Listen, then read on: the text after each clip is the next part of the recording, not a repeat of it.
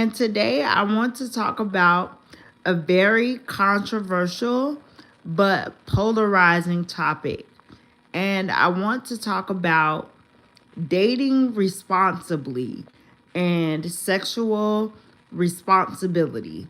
Happy Sunday to everyone. I just got done eating. I had a chicken sandwich that my mother made. She did a great job. Uh, Shout out to her.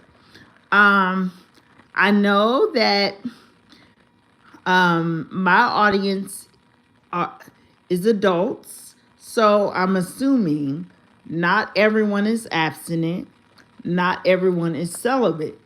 I live in the real world, and I'm not going to sugarcoat because this is not the sugarcoating channel.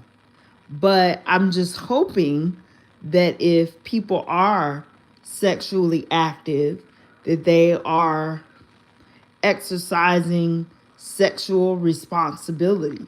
And it's not just about using safer sex practices, meaning getting tested regularly and using contraception and being transparent and by having open, honest dialogue with whomever they choose to have these types of intimate relationships with. But today's video is more or less geared towards the emotional responsibility because oftentimes people just think about it as a quick thing. Okay, once the act is done, I don't really have to think about the responsibility that goes along with it. And it is a responsibility. Even though children can be sexually active, it is a very adult act. And I don't recommend doing that until you're prepared for the responsibility of bringing a child into this world, for the possibility of necessarily catching something that you can't get rid of, and all of the emotional implications of giving your body to another person. That being said, everybody's energy is not the same, and everybody's intent when they are forming intimate relationships with other human beings is not the same. And it would just be very irresponsible on your part out there to go out into the world assuming that everyone wants genuine bonds with you when they may not. Everybody's heart isn't the same. Everybody's intentions are definitely not the same. And it's best to protect your energy, protect your person, which is which is your physical.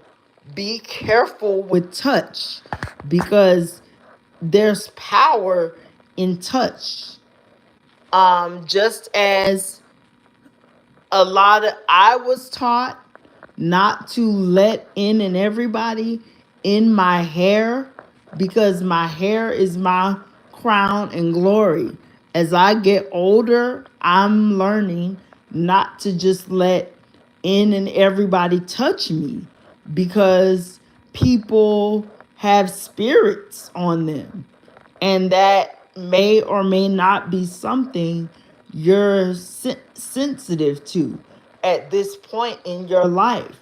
But even if you may like someone, even if you may have chemistry with somebody, and that's fleeting, those are temporary feelings. That's biochemical. You can feel that way on day one, but you could be on date 30 with a person and not feel that way. So chemistry doesn't shouldn't immediately allow someone access to your body just because you feel chemistry with the person or just because you like the way they look. A lot of people goof up, and I've goofed up making decisions on a sexual partner based on chemistry. It should be based on a divine spiritual connection. Physical attraction and chemistry is just one aspect and one component. It shouldn't be the entire basis for your reasoning for picking a partner, because you could do yourself a great disservice picking a person solely on the basis of endorphins and norepinephrine and serotonin. That's all that's happening inside of your body when you're experiencing a rush or a wave of feelings when you feel attraction to someone. And like I said, you can experience that many times over with many people. So even if you lose that one partner, that's not the end of the world. There are 7 billion or so people on this earth. That feeling can be duplicated many times over. So it takes more than just that person that, well, in my case, I like men. So that man has a nice smile or that man has bedroom eyes. It takes more than that for me to just choose a man based on that, or that man is 6'2". I'm 4'11", so I tend to go for tall men. That's just an evolutionary thing. So, well, taller than me. I may sound petty, but I'm just not going to walk around looking like the little couple. Maybe the man that God has for me is short, but on average, I tend to attract men that are over 5'8". I've tried it with men who were short and it just didn't work out. Actually, my boyfriend now is 6'1". So I just, maybe they have a thing about wanting to pick up a short woman. Maybe they just like petite women. Maybe that's just a thing. But anyway, even if he wasn't 6'1", that shouldn't be the only requirement. There were other requirements. What about character? What about similar life goals? Do we want the same things? Ultimately, are we on the same page? Do we value the same things in life? For one, I want marriage and a family. I would never have allowed him to select me as a potential partner if he didn't want marriage and a family. I wasn't going to twist a man's arm and try to force a situation if that wasn't something he wanted. If he would have told me either in word, action, deed, whatever, that that's not what he wanted, I'm quick to just chuck the deuces up and move on. I'm not going to waste my time, energy, anything into somebody that's not going to reciprocate it. I don't care how good that work is or how good that peen is. I don't care how what it is in the bedroom. I'm not that desperate. It's just not, it's not giving pick Misha over here. Of course, all women, all heterosexual women who are relationship oriented, who desire to ultimately be involved in a long term relationship, do want to be picked.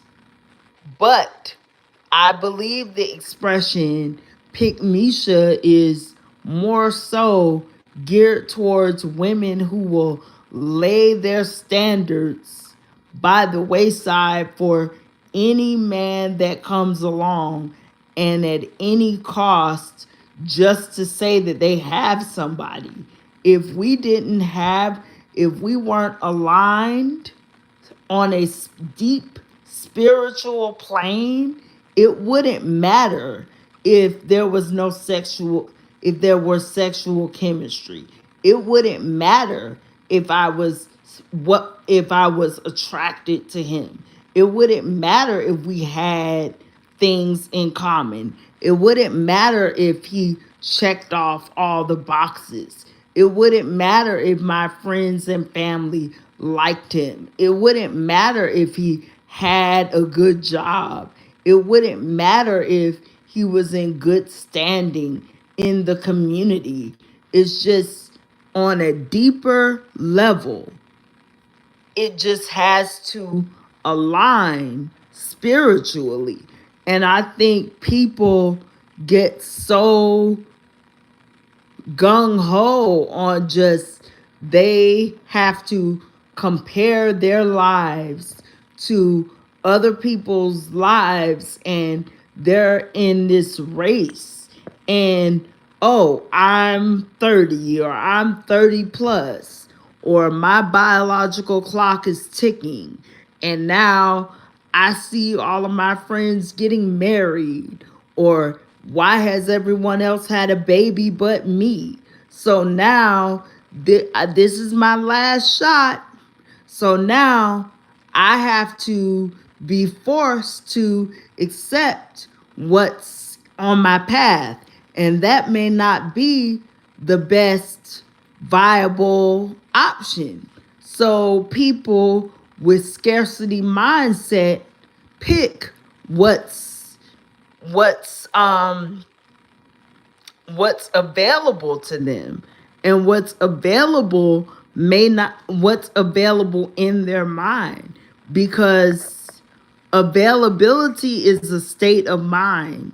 If you believe in law of assumption, law of attraction, which I do, I don't do, I don't operate from a place of lack and scarcity. Read up on Neville Goddard and read up on law of attraction.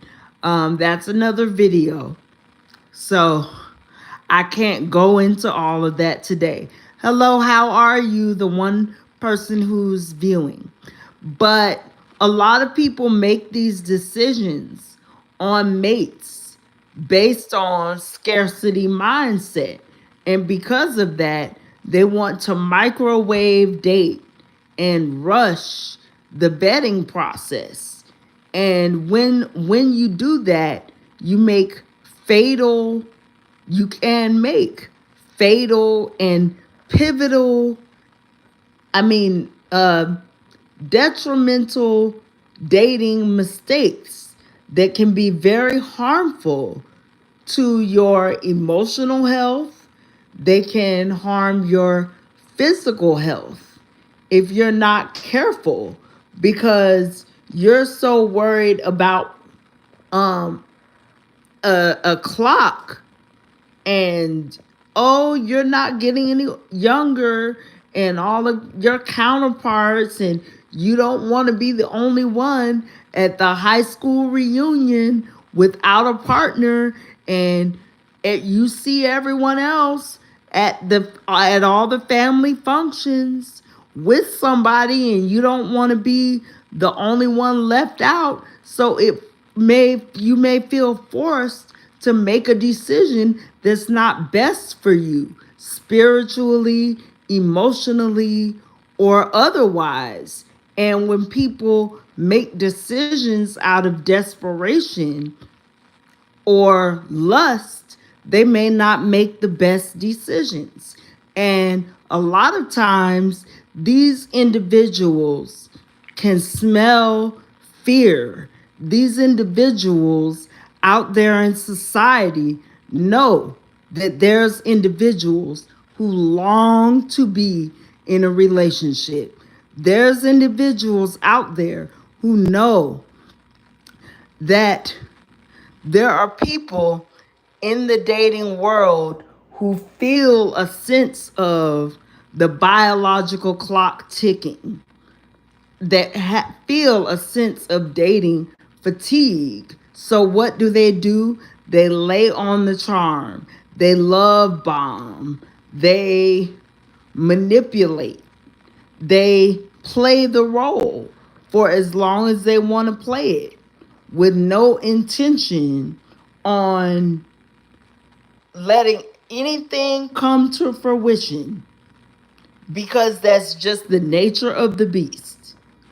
A snake is rarely ever going to come up to you and say, hey, guess what?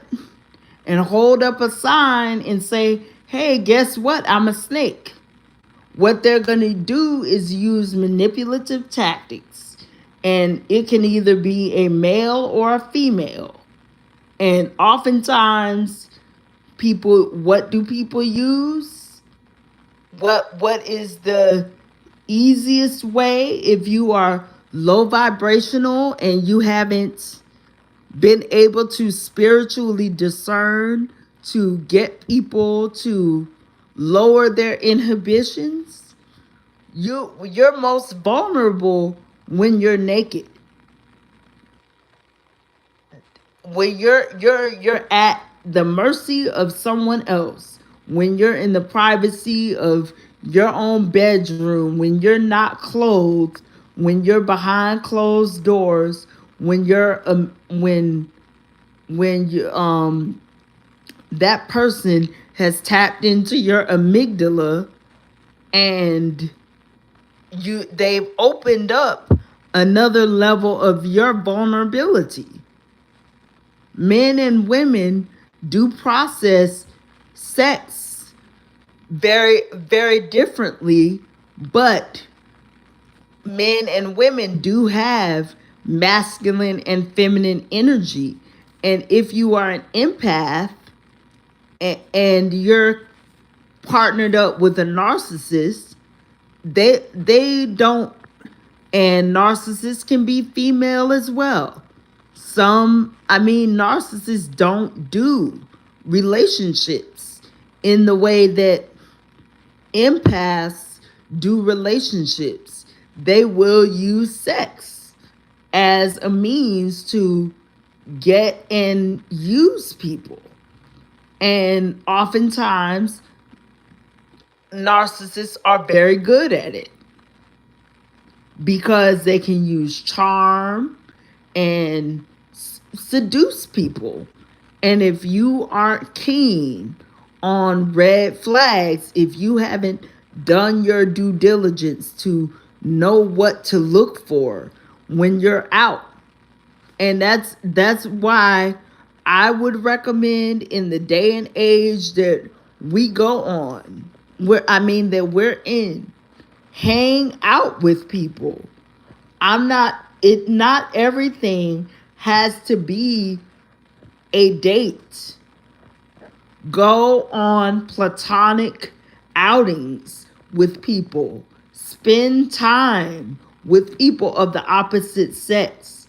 Learn individuals so that when you are romantically interested in someone, you learn the opposite sex. So then when you do find that person of interest, you're like, oh, okay, I've spent enough time with the opposite gender. Or even take time to go out and people watch.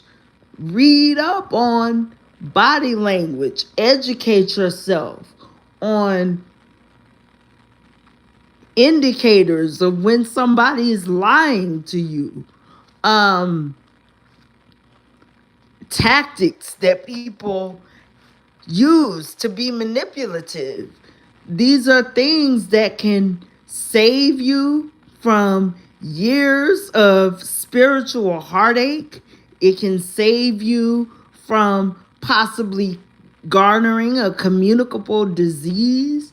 It can save you from getting yoked up with a person that doesn't have your best interest or best of intentions at heart, because the devil comes to steal, kill, and destroy. And you may not necessarily pay with your actual life, but if you're spiritually dead inside because you yoked up with somebody that whose sole intention and purpose was to rob you of your spirituality and your talent and your gifts, you might as well be dead spiritually. So just exercise caution when you're out here dating people. Don't be in such a rush. Vet people. The vetting process should not be, okay, we've only known each other a couple of hours. I like him, so we're going together. That's the most dangerous. Okay, like, do you want to jump in front of a car? It, that's the equivalent of just not looking at life through rose colored glasses. Not everybody has your best interests at heart. It's real out here. And these people, dating apps are people's new hunting grounds. And people can act and try to pretend like people don't meet people through social media, and more people are hiding behind computer screens and social media outlets. Screen people, look people up, do background checks, but even that, don't give people your address. Meet them in a place in broad daylight. But and if somebody is insisting on coming to your home and they don't know you like that, red flag number one. If you're a single male or single woman and somebody keeps insisting on being alone with you, that should make the hairs on the back of your neck stand up. Something about them is weird. I'm sharing information with you, not about things I think about, not about things I read about, not about some story I made up. This is these are things I've lived, because once upon a time my motto was "Can't Tell Me Nothing" by Kanye West, until I jumped off the porch and had to F around and find out that everybody did not have my best interests at heart. Later on, I'll give y'all a story time in another video, but this is already 24 minutes long. And I see that not that many people were on, but I'm going to end it here, guys. Maybe I'll catch y'all on the replay gang. This didn't get a whole lot of interactions. I saw people pop in, so maybe some of y'all will watch on the replay. Maybe it's because it's a Sunday. Just Bye, you guys.